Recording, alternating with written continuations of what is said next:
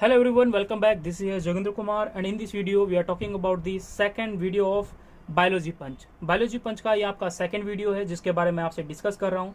और ये second video में सबसे इंपॉर्टेंट चीज़ क्या होने वाली है जिसके बारे में आज हम इस वीडियो में डिटेल करेंगे, that is ETS। This is A electron transport system. हम इसके बारे में डिटेल करेंगे इस वीडियो के अंदर, जो कि आपके लिए बहुत इंपॉर्टेंट है।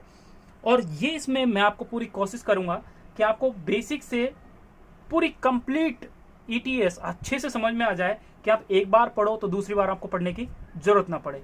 तो स्टार्ट करते हैं हम ETS के बारे में। तो हेडिंग लिख लें, इलेक्ट्रॉन ट्रांसपोर्ट सिस्टम।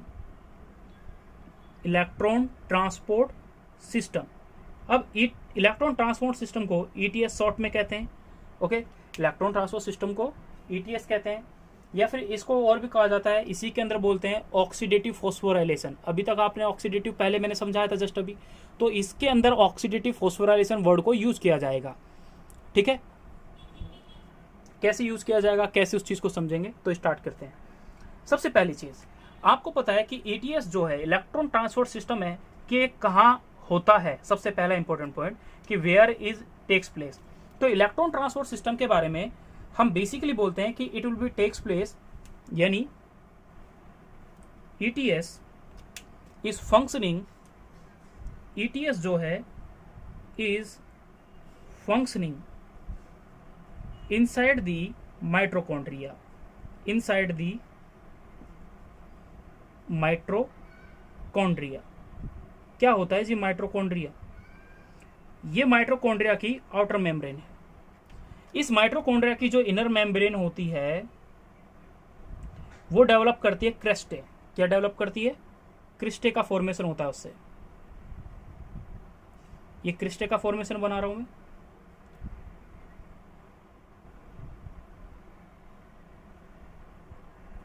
ये क्रिस्टा बनाया मैंने, जो ये आपको दिख रहे हैं। मैं इसको सर्कल ही कर देता हूं, ये वाला दो ही बहुत है, दो दो के हिसाब से। तो मैंने यहां पर क्या बनाया, ये बनाया मैंने क्रिस्टे। अब ये क्रिस्टे पे हमारी basically ETS, this is the outer membrane of mitochondria. Outer membrane, outer membrane है माइटोकॉन्ड्रिया की। ये इनर मेम्ब्रेन है। ये क्या है? इनर मेम्ब्रेन है। अब मैं सबसे पहले इस आउटर मेम्ब्रेन और इनर मेम्ब्रेन के बारे में, पहले आउटर मेम्ब्रेन के बारे में जिक्र कर लेता हूं। तो आउटर मेम्ब्रेन का एक स्पेशल कैरेक्टर होता है। आउटर मेम्ब्रेन के बारे में जब आपसे बात की जाती है तो आउटर मेम्ब्रेन के बारे में ये बात की जाती है कि आउटर मेम्ब्रेन और इनर मेम्ब्रेन जो होती है माइटोकॉन्ड्रिया की, वो डिफरेंट होती है। क्योंकि आपको पता है माइटोकॉन्ड्रिया एक ऑर्गेनल है। ओके, लेकिन बेसिकली इसको एक सब ऑर्गेनल कहा जाता है, यानी किसी ऑर्गन के अंदर भी एक ऑर्गन। यानी आपको देखा है माइटोकॉन्ड्रिया के, सॉरी, लीवर के अंदर माइटोकॉन्ड्रिया पाया जाता है। और लीवर आपका क्या है? माइटोकॉन्ड्रिया। उसके अंदर भी एक ये पाया जाता है। ये एक सब ऑर्गेनल में इसको काउंट किया जाता है, ऑर्गन के अंदर ऑर्गन। तो उसी टाइप से आउटर मेम्ब्रेन जो होती है इसका और इनर मेम्ब्रेन जो होती है एक दूसरे से बिल्कुल जुदा जुदा होती हैं, बिल्कुल अलग होती हैं। इनमें सिमिलरिटी नहीं होती। ऐसा लग रहा है आपको? नहीं, ऐसा नहीं होता। इसमें कुछ ना कुछ डिफरेंट होता है। क्या डिफरेंट होता है, हम उसी के बारे में बात कर रहे हैं कि इन आउटर मेम्ब्रेन में सबसे इंपॉर्टेंट चीज क्या होती है कि आउटर मेम्ब्रेन जो होती है इसमें कार्डियोलिपिन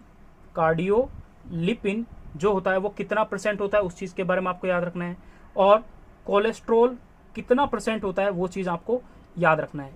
तो इसके अंदर कार्डियोलिपिन जो होता है वो होता है 3%, और कोलेस्ट्रॉल इसके अंदर कितना होता है? 45%। अगर मैं इनर मेम्ब्रेन के बारे में बात करूं, इनर मेम्ब्रेन के बारे में बात करूं, तो इसका एक स्पेशल कैरेक्टर ये हो जाएगा जी कि इसके अंदर कार्डियोलिपिन जो होता है, कार्डियोलिपिन जो होता है वो होता है 22%। और अगर कोलेस्ट्रॉल की अगर इसके अंदर बात की जाए, कोलेस्ट्रॉल की बात की जाए तो कोलेस्ट्रॉल इसके अंदर नील, 0 होता है, एब्सेंट होता है। ये चीज आपको याद रखनी है। तो सबसे पहली चीज क्या, माइटोकॉन्ड्रिया की दो मेम्ब्रेन है, एक आउटर है जिसके अंदर कार्डियोलिपिन % 3% है, कोलेस्ट्रॉल 45% है। इनर मेम्ब्रेन की अगर मैंने बात करी तो इनर मेम्ब्रेन के अंदर कार्डियोलिपिन ज्यादा होता है, और हम इनर मेम्ब्रेन के बारे में पूरी डिटेल करेंगे। तो ये दो चीज देखी। अब होता क्या है, आउटर मेम्ब्रेन, इनर मेम्ब्रेन, ये चीज आपने देख लिया। ये होती है क्रिस्टी, ओके, इसको बोला जाता है क्रिस्टी, यानी क्रिस्टा भी बोला जाता है। इस क्रिस्टी पे बेसिकली ये इनर मेम्ब्रेन का तो पार्ट है, इनर मेम्ब्रेन ही है वो, उसी से क्या डेवलप हो गया आपका क्या बोलते हैं, क्रिस्टा का डेवलपमेंट होगा। यहां पर इनर मेम्ब्रेन पर लोकेटेड होता है आपका क्या, ईटीएस, क्या प्रेजेंट होता है यहाँ पर, ये ईटीएस बना रहा हूं दोस्तों मैं, ये ईटीएस है यहाँ पर, ये जो रेड में मैं चौकोर जो बना रहा हूं, the ETS is located on the inner membrane.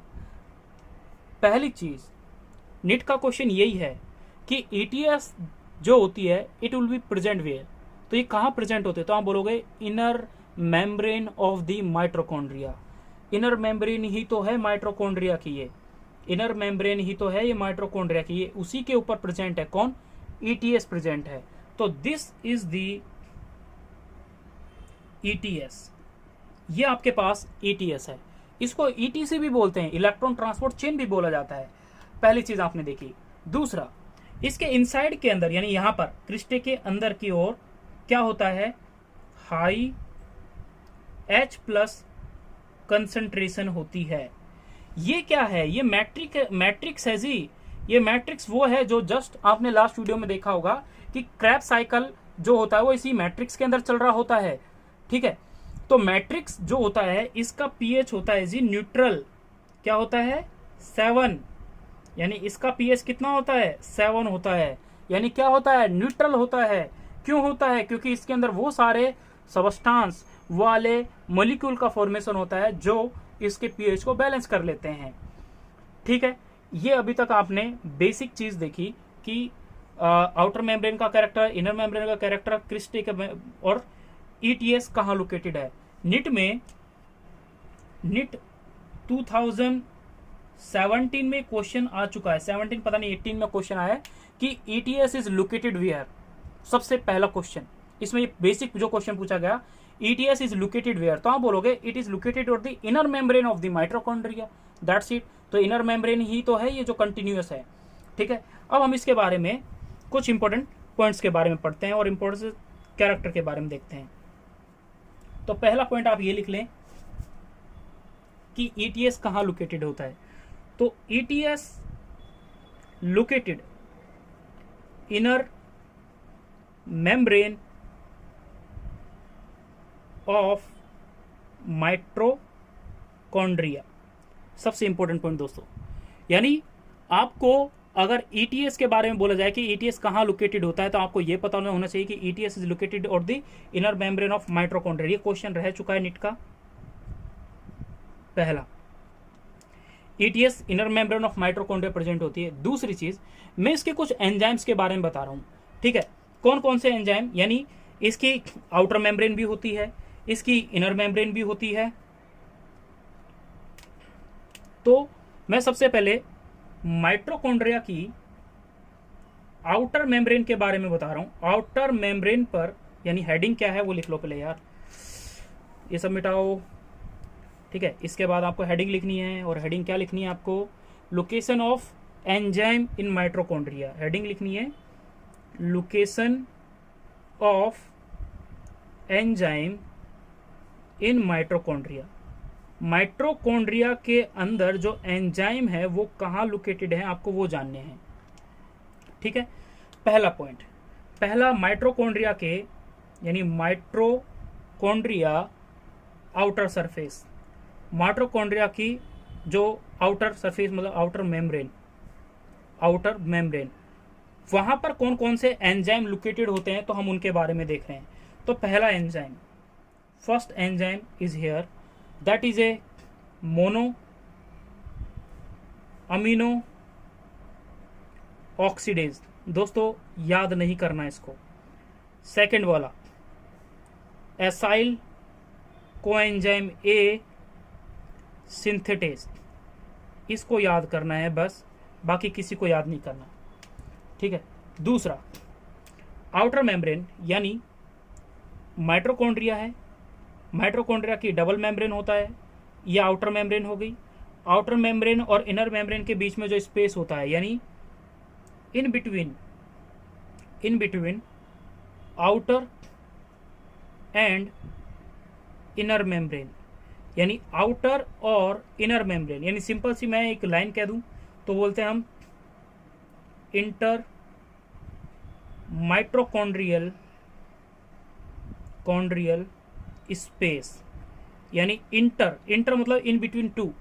तो माइट्रोकॉन्ड्रिया की दो मेम्ब्रेन, आउटर और इनर मेम्ब्रेन के बीच का जो स्पेस होता है, यानी ये जो स्पेस है ये वाला, इस स्पेस में कौन कौन से एंजाइम पाए जाते हैं हम उनके बारे में देख रहे हैं। तो पहला एक एंजाइम एडिनाइलेट काइनेज, कोई जरूरत नहीं है। दूसरा क्रिएटिन काइनेज, जब एमबीबीएस में आओगे तब इनकी जरूरत पड़ेगी, बट अभी जरूरत नहीं है। आउटर मेम्ब्रेन पे इसको याद रखना है, इनर मेम्ब्रेन पे क्रिएटिन काइनेज को याद रख सकते हैं, एडिनाइलेट काइनेज को भी याद रख सकते हैं, बट अभी जरूरत नहीं है आपके नेट लेवल पे, क्योंकि दोनों के बारे में नहीं पूछा था। क्योंकि सबसे इंपॉर्टेंट चीज क्या है कि एंजाइम की लोकेशन कहाँ होनी चाहिए भाई, वो एंजाइम की लोकेशन होनी चाहिए इनर मेम्ब्रेन के बारे में। तो ये चीज आपने सेकंड देखा।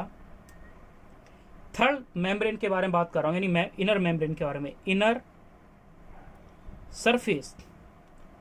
Surface of outer inner membrane, क्या लिखा है मैंने यार, inner membrane outer surface, inner membrane के आउटर सरफेस पे कौन सा एंजाइम लोकेटेड होता है, यानी क्या, वही सेम, ये आपके पास माइट्रोकॉन्ड्रिया, ये आउटर मेम्ब्रेन, ये इनर मेम्ब्रेन, इस इनर मेम्ब्रेन के इधर की साइड, आउटर साइड कौन सा एंजाइम लोकेटेड होता है मैं उसके बारे में बता रहा हूं। तो यहां पर जो एंजाइम इन्वॉल्व होता है वो एंजाइम का नाम है ग्लिसरॉल 3 फॉस्फेट डिहाइड्रोजिनेज, ये उस एंजाइम का नाम है जी। अब मैं फिर से बोल रहा हूं, इन सबों के बारे में बिल्कुल भी याद नहीं करना है, ठीक है। इन सबों के बारे में निट वाले बच्चों को बिल्कुल याद नहीं करना है। याद क्या करना है मैं वो बता रहा हूं, इंपॉर्टेंट है बहुत ज्यादा। इनर मेम्ब्रेन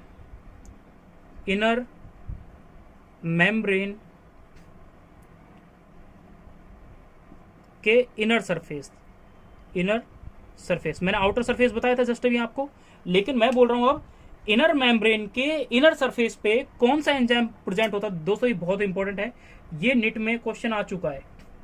क्वेश्चन यही आया है कि इनर सरफेस, ये नहीं आया, ये कुछ ज्यादा डिटेल हो गई, यही पूछा गया था कि इनर मेम्ब्रेन पर कौन सा एंजाइम लोकेटेड होता है। तो वो एंजाइम जो लोकेटेड होता है उस एंजाइम के हमें आपको बारे में बताना है, जो बहुत ही इंपॉर्टेंट है, that is a succinate dehydrogenase, ये एंजाइम लोकेटेड होता है इनर मेम्ब्रेन के इनर सरफेस पे, पहली चीज। ओके, दूसरा इंपॉर्टेंट एंजाइम जो यहां पर इन्वॉल्व होता है that is a enzyme of respiratory chain. Respiratory chain मतलब क्या, ईटीएस। रेस्पिरेटरी चेन मतलब क्या, ईटीएस। फिर से बोल रहा हूं, इसका मतलब क्या है, ईटीएस में जितने भी, यानी ईटीसी के अंदर जो इलेक्ट्रॉन इन्वॉल्व होते हैं वो भी कहां प्रेजेंट होते हैं, इनर मेम्ब्रेन पे। दोस्तों बहुत ही ज्यादा इंपॉर्टेंट टॉपिक है ये वाला, यानी ये वाला पोर्शन जो है कि लोकेशन ऑफ एंजाइम माइटोकॉन्ड्रिया में इनर मेम्ब्रेन पर दो एंजाइम लोकेटेड होते हैं, एक होता है सक्सिनेट डिहाइड्रोजिनेज, सेकंड होता है एंजाइम ऑफ रेस्पिरेटरी चेन। यानी क्या, जितने भी एंजाइम इलेक्ट्रॉन ट्रांसपोर्ट सिस्टम के लिए प्रेजेंट होंगे वो सबके सब कहां प्रेजेंट होंगे, इनर मेम्ब्रेन की ओर। ओके, ये चीज पढ़ ली। अब ये पढ़ने के बाद आप नेक्स्ट कहां पहुंच गए, सोलुबल मैट्रिक्स में पहुंच गए। इनर मेम्ब्रेन से आप मैट्रिक्स में तो पहुंचोगे बाद में, अब मैट्रिक्स में आ गए जी। ये दूसरा इंपॉर्टेंट पॉइंट है अपने आप में। अब यहां पर फिर कौन से एंजाइम प्रेजेंट होते हैं, तो सबसे पहले यहां पे जो एंजाइम प्रेजेंट होता है that is a enzyme of citric acid cycle, यानी टीसीए के लिए जो क्रैब साइकिल जो आप पढ़ रहे हो, उस क्रैब साइकिल के लिए जो एंजाइम प्रेजेंट होते हैं वो कहां प्रेजेंट होते हैं, मतलब मैट्रिक्स के अंदर। अब भाई मैट्रिक्स के अंदर प्रेजेंट है तो क्यों मैट्रिक्स के अंदर प्रेजेंट है, तो हम बेसिकली बोलते तो हैं कि भाई सिट्रिक एसिड साइकिल कहां होता है, मैट्रिक्स के अंदर होता है, वो भी कहां, माइटोकॉन्ड्रिया की, पहली चीज। दूसरा आप ये पढ़ते हो कि ईटीएस कहाँ लोकेटेड होता है? Inner membrane of mitochondria located होता है। तो ईटीएस के जितने भी एंजाइम है वो भी कहाँ लोकेटेड होंगे? यहीं पे लोकेटेड होंगे। सबसे इंपॉर्टेंट एक और चीज, एंजाइम ऑफ, जब आप एमबीबीएस फर्स्ट ईयर में आओगे तो उसके लिए आपके बहुत इंपॉर्टेंट टॉपिक में आता है ये वाला, beta oxidation of fatty acid. ये बहुत इंपॉर्टेंट में आता है, beta oxidation of fatty acid. यानी बीटा ऑक्सीडेशन होता है किसका? फैटी एसिड का। वो भी कहाँ हो रहा है? मैट्रिक्स के अंदर हो रहा है। That's a important point, mind it. दो चीजें कहाँ हो रही हैं वो याद रखनी है। दो एंजाइम जो इनर मेम्ब्रेन पाए गए वो आपको याद रखने हैं। अब ये सारी चीज होगी। अब हम ईटीएस के लिए इनर मेम्ब्रेन के उन एंजाइम्स के बारे में पढ़ेंगे, यानी हेडिंग लिखनी है आपको, ऑर्गेनाइजेशन ऑफ ईटीएस, यानी या फिर ईटीसी, इलेक्ट्रॉन ट्रांसपोर्ट चेन या इलेक्ट्रॉन ट्रांसपोर्ट सिस्टम। इसका ऑर्गेनाइजेशन के लिए क्या क्या रिस्पॉन्सिबल होता है, तो मैं उसके बारे में बता रहा हूं। सबसे पहली चीज आपको पता है कि ईटीएस के अंदर क्या होता है, जो इलेक्ट्रॉन ट्रांसफर होता है, जो एनएडीएस की जो चेन होती है वो इलेक्ट्रॉन को कैरी करती है, ठीक है। यानी इन द ईटीएस यानी respiratory chain the electron are transferred from NADS to the chain of electron carrier, ठीक है। इसमें बेसिकली इलेक्ट्रॉन को एनएडीएस के पास से आगे ट्रांसफर किया जाता है इलेक्ट्रॉन कैरियर के थ्रू एंड तक, यानी जहां पर एटीपी बनती है, यानी कॉम्प्लेक्स 5 के अंदर। तो इसका ऑर्गेनाइजेशन कैसे हुआ? तो ऑर्गेनाइजेशन के लिए भाई इसके कुछ कंपोनेंट होंगे। तो वो कंपोनेंट क्या होते हैं वो बहुत इंपॉर्टेंट है, वो चीज आपको जाननी चाहिए। इलेक्ट्रॉन ट्रांसपोर्ट सिस्टम के अंदर 5 कंपोनेंट इन्वॉल्व होते हैं। क्या? 5 कॉम्प्लेक्स इसके अंदर इन्वॉल्व होते हैं। उन कॉम्प्लेक्स के बारे में मैं आपको यहां पर लिख रहा हूं। तो पहला कॉम्प्लेक्स फर्स्ट, बहुत इंपॉर्टेंट है दोस्तों ये वाला। इनके नाम आपको याद होने चाहिए कि इलेक्ट्रॉन ट्रांसपोर्ट सिस्टम के अंदर कॉम्प्लेक्स 1 जो होता है उसका नाम क्या होता है वो आपको नाम याद होना चाहिए। इसका एक नाम होता है NADH कोएंजाइम Q रिडक्टेज, एक नाम इसका ये होता है। या फिर इसी को बोला जाता है NADH डिहाइड्रोजिनेज। क्या बोला जाता है? डिहाइड्रोजिनेज। ये इंपॉर्टेंट वर्ड है, ये वाला ज्यादा इंपॉर्टेंट है, ये आपको याद रखना है। ये एनसीईआरटी में लिख रखा है। एक क्या बोला रखा है मैंने? कॉम्प्लेक्स फर्स्ट, जिसका नाम होता है NADH कोएंजाइम Q रिडक्टेज, या फिर इसको बोला था NADH डिहाइड्रोजिनेज। आपको डिहाइड्रोजिनेज वाले को ज्यादा याद करना है, ठीक है। ये बहुत इंपॉर्टेंट है, पहली चीज। दूसरा, मैं कॉम्प्लेक्स सेकंड का नाम लिख रहा हूं, कॉम्प्लेक्स सेकंड जो होता है उसका नाम क्या होता है जी? तो कॉम्प्लेक्स सेकंड का नाम होता है सक्सिनेट Q रिडक्टेज, पहली चीज। ये इसका मतलब इसका सेकंड कॉम्प्लेक्स का नाम हो गया। थर्ड के बारे में बात करते हैं। कॉम्प्लेक्स थर्ड का नाम क्या होता है वो इंपॉर्टेंट है। कॉम्प्लेक्स थर्ड का यहां पर नाम होता है साइटोक्रोम रिडक्टेज। ये मैंने रिडक्टेज बोला है तो साइटोक्रोम रिडक्टेज हो गया। या फिर इसी का दूसरा नाम होता है साइटोक्रोम BC1 कॉम्प्लेक्स, ये इसका दूसरा नाम होता है। BC1 कॉम्प्लेक्स इसका सेकंड नाम होता है। कॉम्प्लेक्स 4 जो होता है, कॉम्प्लेक्स 4 के बारे में अगर आपसे पूछा जाए उसका नाम क्या होता है, तो उसका नाम इसी से रिलेटेड हो गया, वही हो गया साइटोक्रोम। अगर यहां पर रिडक्टेज हो रहा है तो यहां पर होता है ऑक्सीडेज, क्योंकि यहां पर ऑक्सीजन आ जाती है, तो इसका नाम क्या हो जाएगा? ऑक्सीडेज हो जाएगा। और लास्ट होता है आपके पास कॉम्प्लेक्स 5, जिसके अंदर क्या होता है? एटीपीज, यानी एटीपी का फॉर्मेशन होता है। तो ये आपने बेसिकली देखा कि इलेक्ट्रॉन ट्रांसपोर्ट सिस्टम जो होता है वो इन 5 कॉम्प्लेक्स से मिलकर बनता है। पहला होता है NADH, जिसको बेसिकली याद रखना है, NADH dehydrogenase. Second succinate Q reductase, cytochrome reductase, इसका मोस्ट इंपॉर्टेंट नेम ये वाला है, सेकंड वाला, इसको याद रखना है। और यानी साइटोक्रोम BC1 कॉम्प्लेक्स। और अगर ये रिडक्टेज है तो ये वाला क्या हो जाएगा, ऑक्सीडेज हो जाएगा। और लास्ट वाला होता है जिसके अंदर ATP का फॉर्मेशन होता है। ये बेसिकली अभी आपने देखा। अब हुआ क्या जी, ये सारी चीज लिख ली। अब माइटोकॉन्ड्रिया की इनर मेम्ब्रेन पर ये जितने भी एंजाइम होते हैं, इन सबों की जरूरत क्यों पड़ी जी हमें, है ना। माइटोकॉन्ड्रिया में ETS की जरूरत क्यों पड़ी। तो आपने लास्ट वीडियो में देखा होगा कि क्रेब्स साइकिल के अंदर NADH2 का और FADH2 का फॉर्मेशन होता है। तो इनका जब फॉर्मेशन वहां होता है तो वहां पर इनका डायरेक्ट ऑक्सीडेशन नहीं होता, यानी क्या, इनसे डायरेक्टली ATP नहीं मिलती वहां पर। इसलिए इनके ऑक्सीडेशन कराने के लिए इनको कहां लेके आ जाया जाता है, माइटोकॉन्ड्रिया में लाया जाता है। अब इन दोनों का फॉर्मेशन, यानी ये प्रोसेस तो कहां चल रही है, matrix of mitochondria. Yes, we know about that, it will be takes place in the matrix of the mitochondria. इसके अंदर प्रोसेस चल रही होती है। अब माइटोकॉन्ड्रिया के अंदर ये प्रोसेस चल रही होती है, लेकिन आपने ग्लाइकोलिसिस पढ़ा है, हमारी एक वीडियो देखें आप, ठीक है। फोटोसिंथेसिस चैप्टर का प्लेलिस्ट बना हुआ है, उस प्लेलिस्ट में इसके बारे में लिखा हुआ है। वहां पर मैंने ग्लाइकोलिसिस को बहुत अच्छे ढंग में, आपको रटना ना पड़े उस तरीके से समझाया है, तो वहां पे उस चीज को देख सकते हो। तो ग्लाइकोलिसिस में भी क्या होता है, NADH2 का फॉर्मेशन हुआ। अब ग्लाइकोलिसिस जो होता है ये तो साहब साइटोप्लाज्म में होती है ना,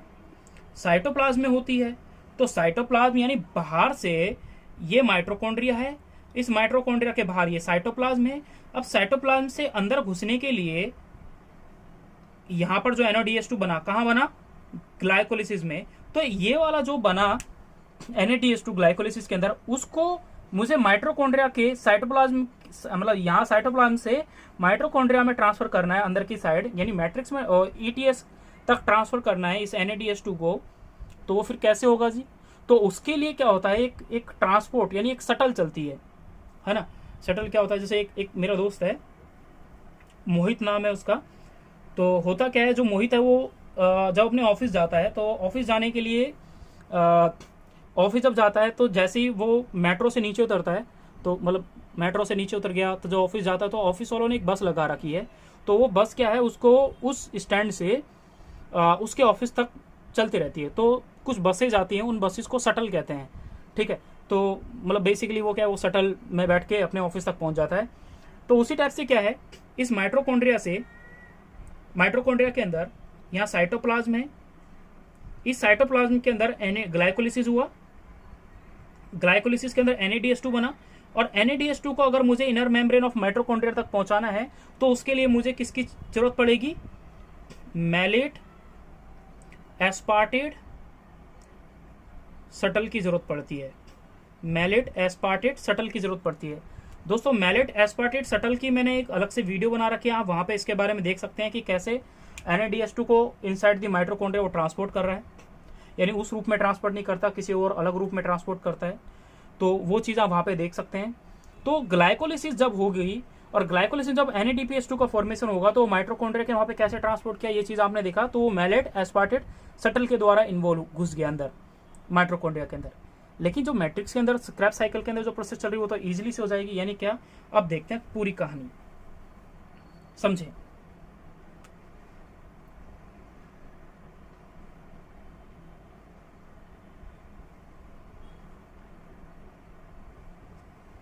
this is the inner membrane of mitochondria. ये क्या है, inner membrane of mitochondria. Inner membrane of mitochondria ये मैंने बनाई है। अब दोस्तों सबसे इंपॉर्टेंट चीज होती क्या है, ये इनर मेम्ब्रेन है, इधर की साइड लोकेटेड है मैट्रिक्स, इधर की ओर लोकेटेड है मैट्रिक्स, इधर की इनर मेम्ब्रेन से बाहर यहां पर होगा स्पेस यानी माइटोकॉन्ड्रियल यानी इंटर मेम्ब्रेन मैं यहां पर लिख रहा हूं माइटोकॉन्ड्रियल इंटर मेम्ब्रेन स्पेस, यानी इनर और आउटर मेम्ब्रेन के बीच का जो स्पेस है ये वाला ये है, और इसके बाद बाहर की ओर यहां क्या प्रेजेंट होगा, आउटर मेम्ब्रेन प्रेजेंट होगी। समझे कुछ आपने, मैंने अभी क्या लिखा? तो आपको इनर मेम्ब्रेन, आउटर मेम्ब्रेन और मैट्रिक्स के बारे में बेसिकली मैंने यहाँ पे ये चीज को दिखाई। मैं यहाँ पर क्या बताना चाहता हूं, तो दोस्तों सबसे इंपॉर्टेंट चीज क्या है, क्रेब्स साइकिल के अंदर आपको पता है कि Krebs cycle will be occurring inside the mitochondria, यानी क्रेब्स साइकिल जो है वो मैट्रिक्स के अंदर चल रही है। अब इसके अंदर जो क्रेब्स साइकिल चल रही होती है, अल्फा कीटो ग्लूटारिक एसिड का फॉर्मेशन हुआ, यहां से फिर ऑक्जेलो एसिटिक एसिड का फॉर्मेशन होता है, वो कंबाइन करता है और इसका फॉर्मेशन करता है। तो इस क्रेब्स साइकिल के अंदर, यानी पूरी कहानी मैं ये बताना चाहता हूं कि जो इस क्रेब्स साइकिल के अंदर जो भी NADH2 बना या FADH2 बना, वो मैंने अपनी लास्ट वीडियो में बताया था कि NADH2 कहां पर बन रहा है और FADH2 कहां बन रहा है, ये मैंने अपनी लास्ट वीडियो में मैं आपको बता चुका हूं। ठीक है, तो आप वहां पर इसके बारे में एक बार देखें कि मैंने उसके बारे में क्या बताया। तो इस इनर मेम्ब्रेन के अंदर अब ये NADH2 और FADH2, मतलब मैंने बेसिकली बताया था आपको, जो ट्रिक बताई थी, मैंने कुछ ट्रिक बताई थी दोस्तों, मैंने वो ट्रिक आप उसमें देख सकते हो, बट मैंने ट्रिक कुछ स्टेप से बताई थी, 2, 4, 6, 8, 10 ऐसे कुछ स्टेप लिखे थे मैंने क्रेब्स साइकिल के अंदर। उनमें से मैंने बोला फर्स्ट स्टेप को तो भूल जाओ, 4, 6 और 10 स्टेप पे बनती है NADH2 का फॉर्मेशन होता है, और 8th स्टेप पे दोस्तों मैंने बताया था FADH2 का फॉर्मेशन होता है। अब NADH2 जो होता है उसको ट्रांसपोर्ट करने के लिए इस इनर मेम्ब्रेन पे किसी न किसी कैरियर की जरूरत तो पड़ेगी। कैरियर की मतलब क्या, ये बंदा अलग है, ये बंदा अलग है, इस बंदे को ले जाने के लिए कोई ना कोई अलग बंदा आएगा इस इनर मेम्ब्रेन के पास से, और इसी इनर मेम्ब्रेन के पास से इसको ले जाने के लिए कोई दूसरा कैरियर आएगा, यानी इन दोनों के कैरियर जो होते हैं वो अलग अलग होते हैं। दैट्स मीन इज दैट यहां पर हुआ क्या, तो अभी लास्ट आपने थोड़ी देर पहले देखा कि कुछ कॉम्प्लेक्स होते हैं, कुछ कॉम्प्लेक्स बने। मैं अभी इस क्रेब्स साइकिल को मिटा रहा हूं, जस्ट आपको अभी समझाऊंगा। तो पहले मैं 5 कॉम्प्लेक्स मैं आपको यहाँ पे बना के दिखा देता हूं। तो यहाँ पर ये क्या है, आउटर मेम्ब्रेन, कौन सा लिख रहा हूं मैं यहाँ पर मैंने लिखा कॉम्प्लेक्स फर्स्ट। क्या लिखा है दोस्तों मैंने, कॉम्प्लेक्स फर्स्ट लिखा है। कहां लिखा है, इस इनर मेम्ब्रेन ऑफ माइटोकॉन्ड्रिया के आउटर सरफेस पे। ये इनर सरफेस है, ये आउटर सरफेस पे। इसको बोला जाता है FMMN से इलेक्ट्रॉन ट्रांसपोर्ट होगा FES को, फ्लेविन मोनोन्यूक्लियोटाइड आयरन सल्फेट। ये कॉम्प्लेक्स होता है जो इलेक्ट्रॉन को कैरी करता है, कॉम्प्लेक्स 1 का। कॉम्प्लेक्स 1 का नेम तो आपने पढ़ ही लिया। यानी क्या, ये जो कॉम्प्लेक्स 1 है ये लोकेटेड है outer membrane of the outer surface of the inner membrane, पहला कॉम्प्लेक्स हो गया। बट कॉम्प्लेक्स 2 सबसे इंपॉर्टेंट चीज, क्वेश्चन यही तो है, द कॉम्प्लेक्स 2 इज लोकेटेड, दोस्तों स्पेस कम पड़ेगा, this is the complex second that will be located on the inner surface of the inner membrane. Inner surface of inner membrane पे ये located होता है। कौन सा कॉम्प्लेक्स सिस्टम प्रेजेंट है दोस्तों यहाँ पर, इनर मेम्ब्रेन के इनर सरफेस पर कॉम्प्लेक्स 2 लोकेटेड है। दूसरा कॉम्प्लेक्स 3 जो है वो लोकेटेड है यहां पर। कॉम्प्लेक्स 3 का नाम होता है साइटोक्रोम BC1। ये आपको मैंने पहले लिख दिया है BC1। ये कहां प्रेजेंट है फिर से, यानी मैं सिंपल से एक वर्ड में मैंने एक लाइन कही। क्या लाइन कही, मैंने ये लाइन कही कि सारे के सारे जो कॉम्प्लेक्स थे, कॉम्प्लेक्स 1, 2, 3, 4, 5, उनमें से सिर्फ सेकंड वाला जो होता है वो इनर मेम्ब्रेन के इनर सरफेस पे, ये इनर मेम्ब्रेन की इनर सरफेस है, ये इनर मेम्ब्रेन की आउटर सरफेस है। तो this will be located on the inner membrane of the inner surface. ये बहुत इंपॉर्टेंट चीज थी, ठीक है। उसके बाद यहां पर लोकेटेड होता है वही कॉम्प्लेक्स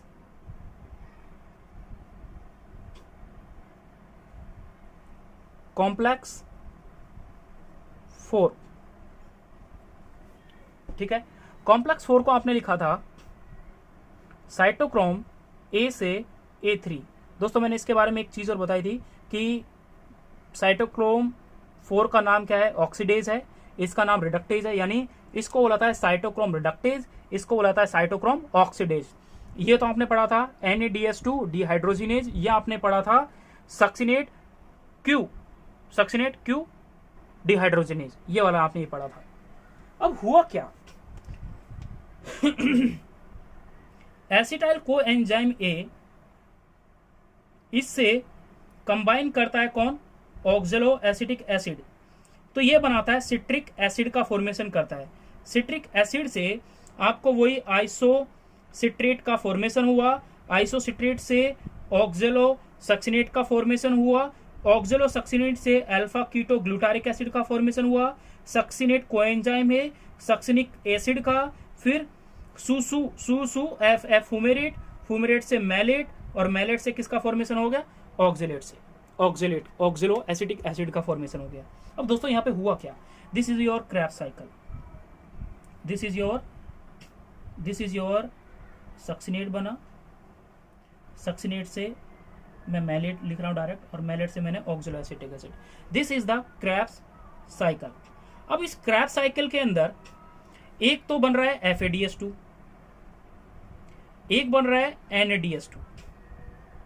तो दोस्तों यही चीज तो है समझनी अब यहाँ पे। अब हुआ क्या, फोकस करें अब ये पूरी चीज छोड़े, अब फोकस क्या करना है, जब ये NADH2 बना तो इस NADH2 को कैरी करने के लिए कोई एक अलग बंदा बैठा हुआ है, दैट्स अलग पर्सन नेम इज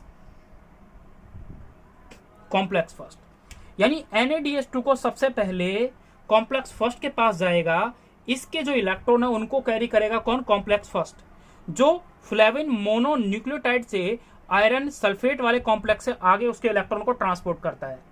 तो यहां पर प्रेजेंट होता है कोएंजाइम Q, क्या प्रेजेंट है, coenzyme Q, this is a carrier protein, this is a carrier molecule. तो ये कैरियर मोलिक्यूल क्या करेगा, जब ये NADH2, मैंने देखो किसके ऊपर लिखा है, NADH2 को कॉम्प्लेक्स 1 के पास ट्रांसपोर्ट करने के लिए रिस्पॉन्सिबिलिटी मिली होती है, जो इसको इलेक्ट्रॉन को ट्रांसपोर्ट करता है। जब ये इलेक्ट्रॉन को ट्रांसपोर्ट कर दिया तो भाई फिर FADH2 को कौन ट्रांसपोर्ट करेगा, तो FADH2 जाता है कॉम्प्लेक्स 2 के थ्रू आगे ट्रांसपोर्ट किया जाता है। यानी कॉम्प्लेक्स 2 के थ्रू तो FADH2 को ट्रांसपोर्ट किया गया, कॉम्प्लेक्स 1 के थ्रू NADH2 को ट्रांसपोर्ट किया गया। अब कॉम्प्लेक्स 2 ने भी इलेक्ट्रॉन फिर बाद में किसको दे दिया, कोएंजाइम Q को। यानी इन दोनों का जो कैरियर मॉलिक्यूल है वो कॉमन है, that's common molecule is a coenzyme Q। अब कोएंजाइम Q से जो इलेक्ट्रॉन था वो अंदर इंटर करेगा कॉम्प्लेक्स 3 के पास। अब कॉम्प्लेक्स 3 भी तो एक कॉम्प्लेक्स मॉलिक्यूल है, दैट इज साइटोक्रोम B, पहले साइटोक्रोम B के पास जाएगा, फिर साइटोक्रोम B उसको C1 को देगा। तो ये प्रोसेस चल रही है यहाँ पर, ठीक है। जब ये यहाँ पर पहुंचा तो यहाँ पर भी एक कैरियर प्रेजेंट होता है, that is called as a cytochrome C। अब ये साइटोक्रोम C जो होता है इसको इलेक्ट्रॉन ट्रांसपोर्ट कर देता है कौन, कॉम्प्लेक्स 3। अब कॉम्प्लेक्स 3 जब साइटोक्रोम C को इलेक्ट्रॉन दिया तो साइटोक्रोम C फिर किसको इलेक्ट्रॉन दे देगा, कॉम्प्लेक्स 4 को। इसके थ्रू पूरी प्रोसेस चलती है कि कौन किसको इलेक्ट्रॉन दे रहा है, यानी इसके FADH2 NADH2 के जितने इलेक्ट्रॉन हो वो पहले इसके पास जाएंगे, फिर वो आगे ट्रांसपोर्ट करेंगे। ऐसे FADH2 का पहले इलेक्ट्रॉन किसको देगा, इस कॉम्प्लेक्स 2 को देगा, फिर ये सीक्वेंस सेम यहाँ से कंटिन्यूसली चलता रहता है, ठीक है। ये इलेक्ट्रॉन इन्होंने कंटिन्यूसली देते रहे। लेकिन हुआ क्या जी, हुआ तो ये कि जो ये इनर मेम्ब्रेन है, जो ये मैट्रिक्स है, इस मैट्रिक्स के अंदर जितने भी प्रोटॉन प्रेजेंट होते हैं उन प्रोटॉन को पंप करने की कोई जगह होती है। तो पहली, अरे यार, ये पहली वो साइट है जहां से इलेक्ट्रॉन को यानी प्रोटॉन को पंप किया जाता है। यानी 4 प्रोटॉन को पम्प्ड आउट, आप लिखें 4 प्रोटॉन पम्प्ड आउट, 4 प्रोटॉन को यहां से पंप किया जाता है। ये पहली साइट है, साइट फर्स्ट है जिससे 4 प्रोटॉन को पंप किया गया। पहली साइट आपने देखी। दूसरी साइट होती है ये वाली, यहां इस सेकंड साइट से फिर से 4 प्रोटॉन को ट्रांसपोर्ट किया जाता है। फिर आती है जी थर्ड साइड ये वाली। अब देखो ये इनर मेम्ब्रेन के बाद है ना, ये इनर मेम्ब्रेन के यहाँ थोड़ा स्पेस कम पड़ गया तो मैं उसी को कंटिन्यू कर रहा हूँ आगे, यानी इसी से ही आगे क्या होता है, 2 प्रोटोन, कितने, 2 प्रोटोन को ट्रांसपोर्ट किया जाता है बाहर की ओर। ये कौन सी साइट है, ये है थर्ड साइट, यानी 3 जगह से प्रोटोन को पंप किया जाता है। कहां से, मैंने ये थोड़ा आर पार नहीं दिखाया, यानी यहां तक, यानी मैट्रिक्स से बाहर की ओर, कहां पर, माइटोकॉन्ड्रियल इंटरमेम्ब्रेन स्पेस पे। क्योंकि देखो होता क्या है कि जो भी यहाँ पर ये H+, जब ये ब्रेक डाउन करेगा तो कुछ इलेक्ट्रॉन और प्रोटॉन अलग अलग हो जाएंगे। तो इलेक्ट्रॉन को तो यहाँ कैरी करा जा रहा है, तो फिर प्रोटॉन कहाँ जाएंगे जी, तो प्रोटॉन कहीं नहीं जाते। तो प्रोटॉन जो होते हैं वो कंटिन्यूसली अक्यूमुलेट होते रहते हैं inside the mitochondrial intermembrane space पे। तो ये प्रोटॉन को यहाँ पर ट्रांसपोर्ट कर दिया जाता है। ये किसके द्वारा है यहाँ पे ट्रांसपोर्ट किए गए, तो आप बोलते हो carrier enzyme, that's a coenzyme Q। इसके थ्रू मैट्रिक्स से, दोस्तों ये बीच में आ गया है, ये मैट्रिक्स से डायरेक्ट मैंने कनेक्ट किया है माइटोकॉन्ड्रियल इंटरमेम्ब्रेन स्पेस को, इन दोनों को कनेक्ट किया है। तो यहाँ से यहाँ पर इलेक्ट्रॉन को, प्रोटॉन को पंप कर रहा है, मैट्रिक्स से पंप कर रहा है कहाँ पर, IMS में, और फिर दोबारा से मैट्रिक्स से कहाँ ट्रांसफर कर रहा है, तो यहाँ पर 2 प्रोटॉन ट्रांसफर करता है ये वाला। अब इसके बाद होता क्या है, अब 2 प्रोटॉन जब यहाँ पर ट्रांसपोर्ट हुए थे तो यहाँ पर 2 प्रोटॉन ट्रांसपोर्ट हो गए, वो कंबाइन करेंगे, हाफ O2 के साथ कंबाइन करा और वाटर मॉलिक्यूल का फॉर्मेशन हो जाएगा। यानी क्या, इस पूरी प्रोसेस के अंदर आप इसको बोलते हो, कॉम्प्लेक्स 4 को बोलते हो ऑक्सीडेज एंजाइम। ऑक्सीडेज का मतलब क्या, यहाँ पर ऑक्सीडेशन होता है, और ऑक्सीडेशन होगा तो होगा क्या कि यहाँ पर जो 2 प्रोटॉन कंटिन्यूसली चल रहे थे, यानी यहाँ पर जो ट्रांसपोर्ट कर रहे थे इलेक्ट्रॉन, प्रोटॉन को यहाँ ट्रांसफर कर दिया, इलेक्ट्रॉन मूव कर रहे हैं, उन इलेक्ट्रॉन को 2 प्रोटॉन बाहर चले गए, 2 प्रोटॉन जो यहाँ पर आए, उन 2 प्रोटॉन ने क्या करा, इसके बाद की बात बता रहा हूं मैं, इसके बाद क्या होता है, इसके बाद एरो देखे, यानी यहाँ पर 2 प्रोटॉन आए, वो 2 प्रोटॉन जो होते हैं वो कंबाइन करते हैं, जो हाफ O2 यानी ऑक्सीजन जो मोलिक्यूल होता है उसके साथ कंबाइन करके किसका फॉर्मेशन करते हैं, H2O का फॉर्मेशन करते हैं। तो यहाँ पर एक NCERT में एक लाइन लिखी हुई है कि oxygen is act as the final hydrogen acceptor. यहाँ पर क्वेश्चन निट का यही तो है कि फाइनल हाइड्रोजन एक्सेप्टर कौन है जी। फाइनल हाइड्रोजन एक्सेप्टर यहाँ पर क्या है, final hydrogen acceptor is A oxygen. तो यही तो आपका क्वेश्चन है और यही तो आपको जानना है। तो 2 चीज मैं यहाँ पे फिर से वो डिस्कस कर रहा हूं आपसे कि प्रोटॉन इंटरमेम्ब्रेन में एक्यूमुलेट हो रहे थे, यानी यहाँ पे मैट्रिक्स में थे, उनको मैट्रिक्स से बाहर पंप किया गया कंटिन्यूसली। जब बाहर पंप किया जाएगा तो यहाँ पर एक्यूमुलेट हो रहे होंगे, जब यहाँ एक्यूमुलेट हो रहे होंगे तो 2 प्रोटॉन जो मोलिक्यूल है ना, इनको फाइनली ये 2 देखो 4 ट्रांसपोर्ट किया गए, लेकिन फाइनली 2 प्रोटॉन थर्ड साइड से ट्रांसपोर्ट किए गए। तो जो 2 प्रोटॉन थे, उन 2 प्रोटॉन को का फाइनल इलेक्ट्रॉन एक्सेप्टर कौन था, तो वो चीज आपको याद रखना है। तो उनको एक्सेप्टर यानी फाइनल प्रोटॉन एक्सेप्टर कौन था, तो वो होता है ऑक्सीजन। ये इंपॉर्टेंट क्वेश्चन है। दूसरा क्वेश्चन ये था, मैंने आपसे पूछा कि प्रोटॉन कहाँ एक्यूमुलेट हो रहे होते हैं, तो प्रोटॉन एक्यूमुलेट हो रहे हैं माइटोकॉन्ड्रियल इंटरमेम्ब्रेन स्पेस पे। तीसरा क्वेश्चन कि ये डायग्राम आपको बनाना आना चाहिए फॉर 11वीं क्लास के बच्चों के लिए। ये डायग्राम बहुत इंपॉर्टेंट है। नीट वाले बच्चों के लिए जो क्वेश्चन थे वो ये थे। कॉम्प्लेक्स 1 2 3 4 5 का नाम मैंने बता दिया, कौन सा एंजाइम कौन कहाँ लोकेटेड है वो मैंने बता दिया।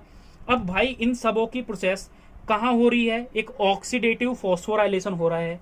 अब ऑक्सीडेटिव फॉस्फोराइलेशन का मतलब क्या होता है जी, वो समझ लो थोड़ा। मैं वर्ड बोल रहा हूं, ऑक्सीडेटिव फॉस्फोराइलेशन, ये मैंने वर्ड बोल रहा हूं जी। आपको दिमाग में अगर कुछ जा रहा हो तो आप समझोगे बहुत अच्छे से।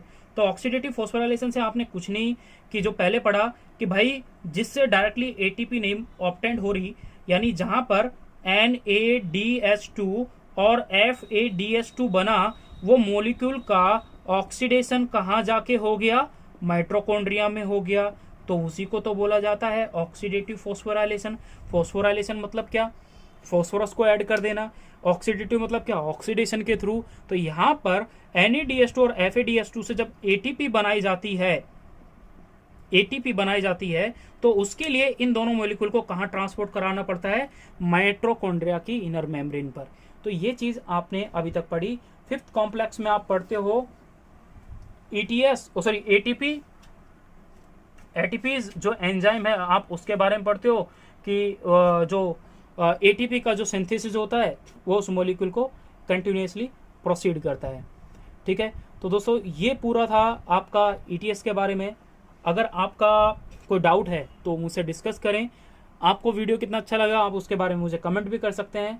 और दोस्तों मेन चीज़ ये है कि आप वीडियो को जितना शेयर कर सके, जितना लाइक करें और कमेंट करें, क्योंकि जो चीज़ आप अगर ये करेंगे तो उससे क्या है, एक सामने वाले का ना एक पॉजिटिव व्यू बढ़ता है ना, एक हौसला अफजाई होता है कि मैं आपके लिए और वीडियो बनाऊं, है ना। क्योंकि अगर मेरे ही जो सब्सक्राइबर हैं वो अगर घोस्ट बनकर बैठे रहेंगे तो फिर वीडियो बनाने का कोई फ़ायदा नहीं है। यानी मैं वीडियो बना रहा हूँ और आप देख नहीं रहे तो फिर कोई बेनिफिट भी नहीं है आपके लिए बनाने का मुझे। तो रैंडमली क्लिक करो, जैसे भी आपको लगे, जो चीज़ आपको समझ रहा हो, कोई वीडियो का लिंक अगर आपको चाहिए हो तो म्यूजिक क्लासेस वहाँ पे जाके मुझे आप विजिट कर सकते हो, वहाँ पर जाकर आप मुझे व्हाट्सअप कर सकते हो और मुझे मेरे उस पेज को आप क्लिक कर सकते हो। तो ये सब का सब आपको मेरे डिस्क्रिप्शन बॉक्स में मिल जाएगा। And thank you for watching video and love you all. Thank you.